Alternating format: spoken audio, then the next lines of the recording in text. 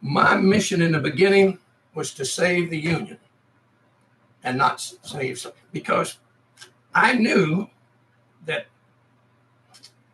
it was protected by the Constitution where it was, but it wasn't protected by the Constitution where it wasn't. And if I could keep it from spreading, that was my mission. Now, the proclamation, I began work on that probably, in early 1862. As a matter of fact, in July of 62, I was with Secretary of State Gideon Seward, and Secretary of Navy Wells. We had been to the funeral of Secretary of War Stanton's child.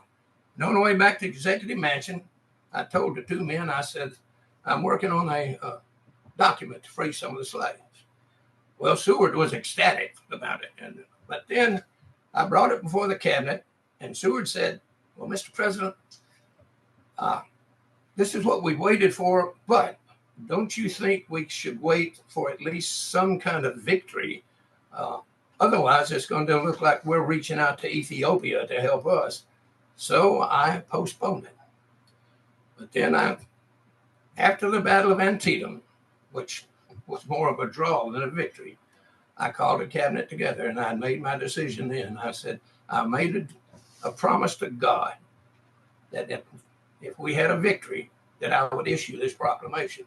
And I said, I intend to fulfill that today. And I didn't take any of their advice. So I signed this document, which some people said did too much. Some said it didn't do enough. Some said it didn't do anything at all.